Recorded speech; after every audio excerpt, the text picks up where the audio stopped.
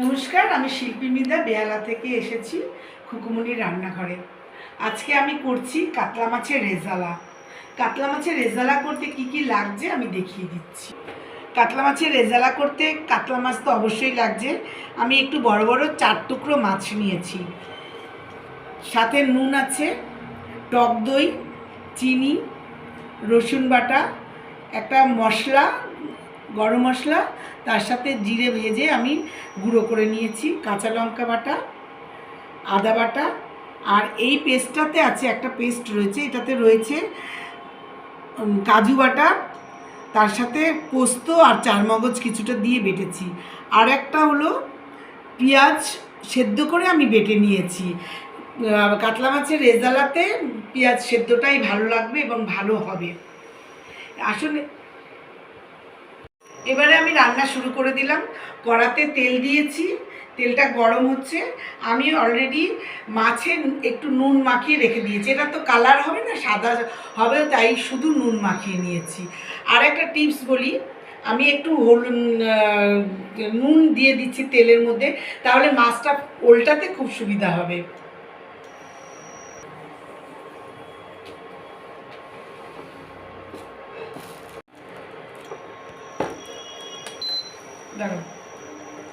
দেখে নিলাম গরম হয়ে গেছে, আমি একটা একটা করে মাছ দিয়ে দিচ্ছি।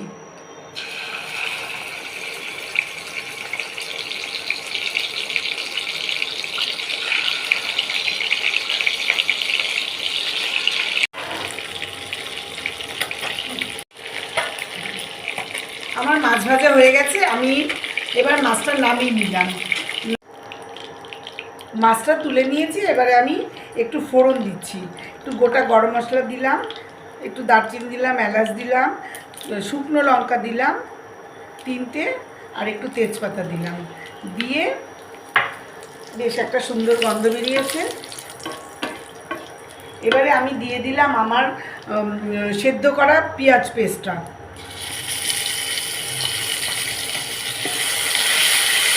পেঁয়াজ পেস্টটা ভালো করে কষিয়ে নেব, তারপরে আমি পরপর মশলা দিয়ে দেখিয়ে দেবো কী করছি। পেঁয়াজটা বেশ মানে একটু হয়ে গেছে কষানো, যেহেতু এটা সেদ্ধ ছিল বেশি সময় লাগবে না।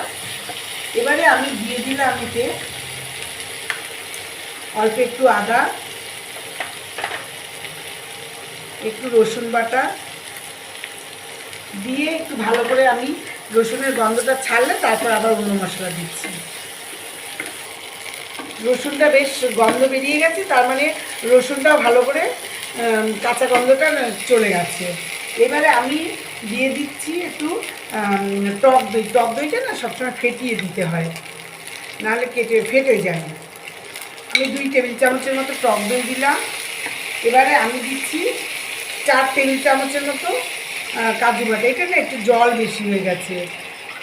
একটু কাজু বাটা, কাজু পোস্ত চারমগজ একসাথে মিশিয়ে আমি বেটেছিলাম, ওটা ভালো করে কষিয়ে নিচ্ছি। আর দেবো একটু কাঁচা লঙ্কা।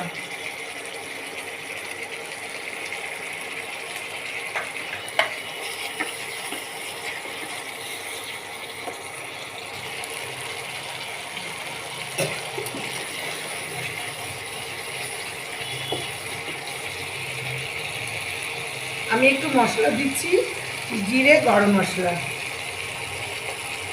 একসাথে আমি গুঁড়ো করে নিয়েছি।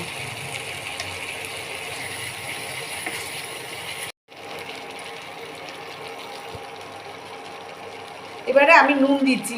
মাছটা যখন আমি ভেজেছি, আমি তো নুন মাখিয়ে ভেজেছি, সেই বুঝে নুন দিতে হবে, বেশি আমি দিচ্ছি না, লাগলে আবার দেওয়া যাবে। আর আমি দিলাম সামান্য একটু চিনি। একটু চিনি না দিলে ভালো লাগবে না। এবার আমি ভালো করে কষিয়ে নিই।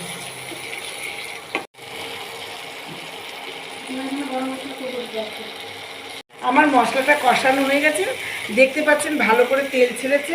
এবারে আমি মাছটা দিয়ে দিচ্ছি একটা একটা করে।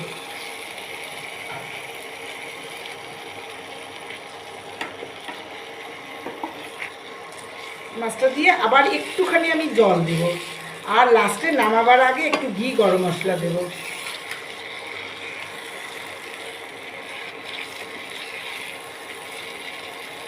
আর আমি দুটো কাঁচা লঙ্কা দিয়ে দিলাম, ওতে কাঁচা লঙ্কার বেশ একটা গন্ধ ভালো বেরোবে।